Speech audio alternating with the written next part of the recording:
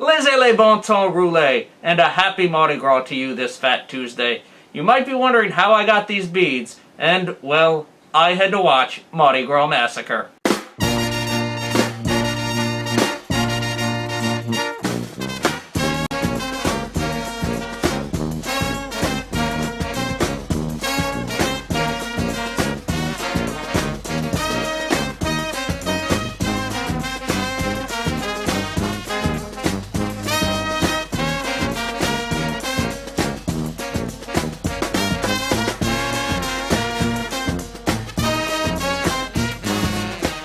Mardi Gras Massacre becomes a first for my show, as the film itself has no connection to professional wrestling.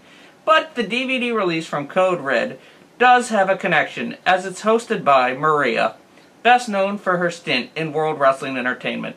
So here's a little more about her in case you aren't a wrestling fan. Or in case you may have forgotten, Maria started out as a contestant on the WWE Diva Search. She came in 5th place. They hired her anyway, she went down to OVW for some training, and managed to gain a spot on the WWE roster. Her first role on WWE television was that of an airhead interviewer. After that, she went on to wrestle some, had a match with Kurt Angle, hung out with Santino, wrestled some more, and then got released. She's now making appearances in Ring of Honor alongside her boyfriend Mike Bennett. She's also a singer, an actress, and a horror hostess for Code Red. Yeah, Maria's a horror hostess now. So, is she Morgus the Magnificent? Is she Joe Bob Briggs, the Crypt Keeper? Is she Elvira? Or hell, Vampira? Well, I'll let you decide that, and let's have her explain what the film's about. Alright guys, so check this out. A very, very creepy sleazeball with a lot of money and drives a station wagon goes down to New Orleans and hires hookers for his ritualistic, bizarre murders. As you can imagine, Maria's not really a bad host. She's got a great personality and is very easy on the eyes to look at. However, this format doesn't translate that well to DVD, but more on that later. Let's finally jump right into the film. Why is that title card silent? I mean, there's a ton of music in this movie that gets reused over and over and over again, and they couldn't even choose to add, like, a Mardi Gras song?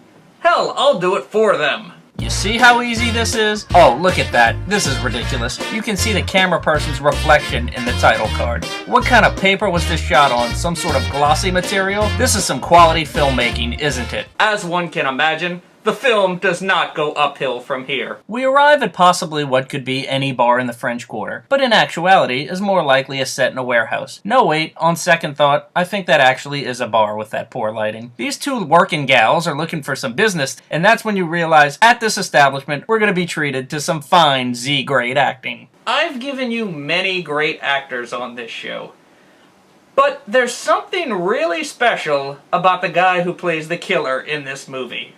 The murderer, who, according to IMDb's name is John, despite them never saying it in this movie, comes to the bar to pick up a prostitute. It's fantastic. Remember, kids, if you want to come across as creepy, just be monotone. But we do learn that he's looking for a particular kind of woman. Of all the ladies in this bar tonight, which one do you think is the most evil? I think I'll let Maria take this one. I thought all women were evil.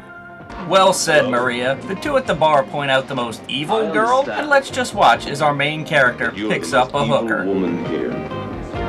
Listen, honey, I could probably take first prize in any evil contest. The brunette is Laura Owens, a Playboy playmate and one of the first women to ever get breast enhancement surgery. And well, it shows, because her boobs are about as stiff as some of my line delivery. The hooker gets the bar owner to hold her money. The couple heads to his place, she strips naked and gets on his ceremonial table, and she doesn't think anything's out of the ordinary. If you enjoy sacrificial murder in your films, this movie is the one for you. After all, after this initial killing, you see the exact same ritual 2 more times. As you can see, he oils her up, and while I'm watching this, I'm not really sure if I have to include a censor bar. Obviously I did for safety reasons, but realistically you can't see anything. As our victim lies down on the table, she looks as flat as a prepubescent little girl, and her legs aren't open, so it's not like you can see any vagina. But I'd rather be safe than sorry. If you're squeamish, you may not want to watch this. But on with the killing! First, he stabs the hooker's hand that accepted the money. And then, he cuts the foot that brought her there. And finally, he cuts open the hooker's body and removes an insanely enlarged heart. Apparently, all of these women were more likely cows, but I digress. Did you enjoy that? Because that's the type of gore and nudity you get from this gem. But on with the story. The NOPD find the disposed body on the railroad tracks. The 2 officers head to the bar and question its owner. They interrogate Sherry, the blonde from earlier, who kept on looking into the fucking camera, and then the sergeant asks Sherry out for dinner. What the hell? We here at the Piledriving Critique no way endorse domestic abuse. It's a serious issue. However, when done poorly, it will make you laugh in a Z-grade movie. The lovely couple just ordered their drinks when this amusing piece happens.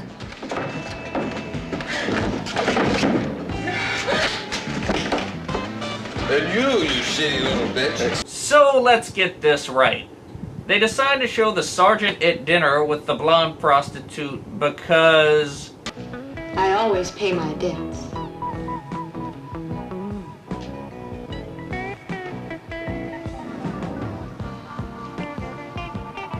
Oh, just what this film needed. A pointless romance between the cop and the hooker. There's a killer on the loose, you idiot! Go chase him! Finally, Smilin' Bob from Enzite's back, and he's up to his old tricks again, and guess what he wants? One that was, I don't know, you might say, very evil.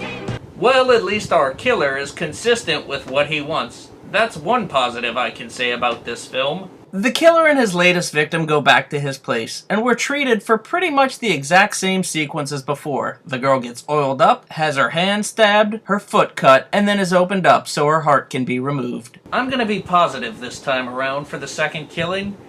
At least they showed a different angle on the girl getting oiled up, and he wasn't in his Aztec ritual costume, so there's that. After victim number 2 dies, we get a dating montage with Frank and Sherry. While I fully admit these shots of New Orleans are fun to look at, I have to question this. Why the fuck aren't you doing your job? You're a homicide detective. Investigate these murders, please. I have no earthly idea who this guy is, but he yells at the sergeant this piece of information. The Hotel Association, they're calling me, and they're saying, stop the bad publicity about the killings, or you'll ruin Mardi Gras. Whoa, a Mardi Gras reference. I'm 40 minutes into this bad boy, and I had forgotten it was taking place around carnival time. Finally, Smilin' Bob is back, and while he's watching this lovely lady dance, he meets one of the best pimps ever. This is the fish. I'm the fish. What is your wish?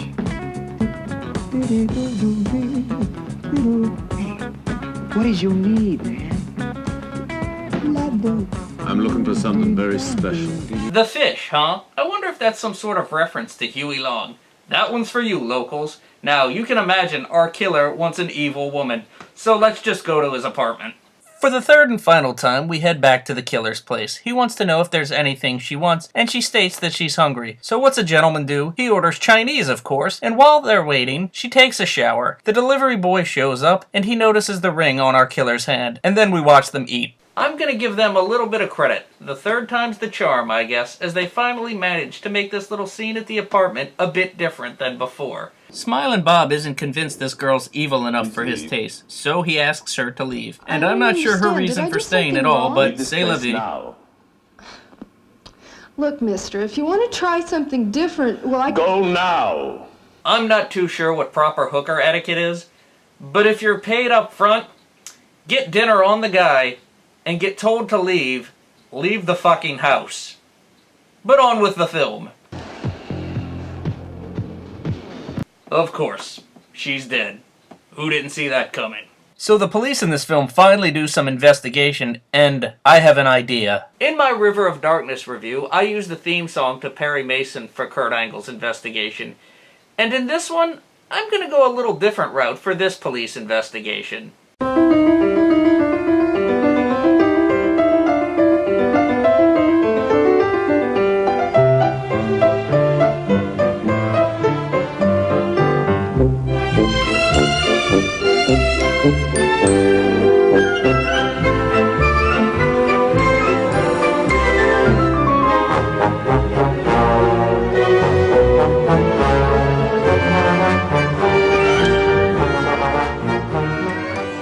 And believe it or not, nothing of importance was learned. On to Mardi Gras Day!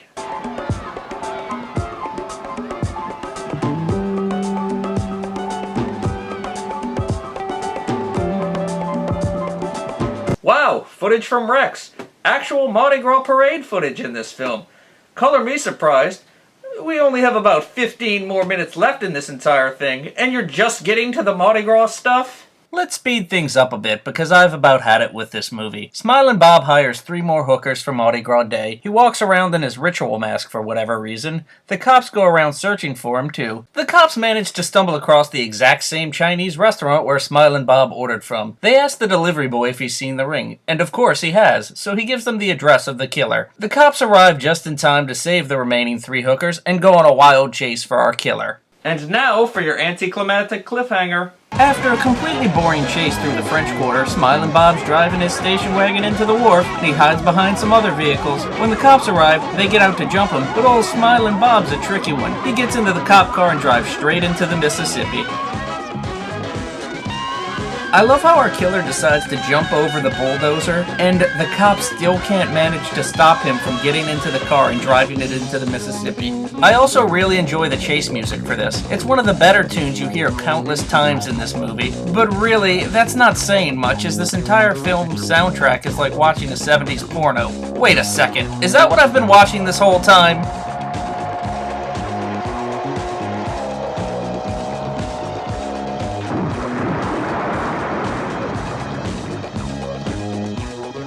Of course it doesn't in there. I said we had a cliffhanger, damn it.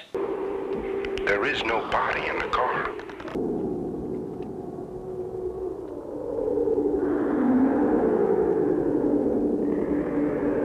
I give up. Maybe Maria can explain. What happened to the guy? Did he die? Did he swim to Mississippi? Did he go somewhere else? Why don't they tell us? Really, I agree. What happened? Were they planning Mardi Gras Massacre too? On second thought, I don't want to know that. Maria works well as a host. However, the problem is, this format doesn't translate well to DVD. We see her in 2 segments, the opening and the closing, and really, it might work better as a video-on-demand service, with her interacting with the film itself. Mardi Gras Massacre, however, was more entertaining for the 2 characters of the killer and the fish. If ever I cease to love movies, it won't be because of Mardi Gras Massacre. This is the Piledriving Critique, where professional wrestling meets pop culture. I hope you have a safe and happy Mardi Gras, everyone.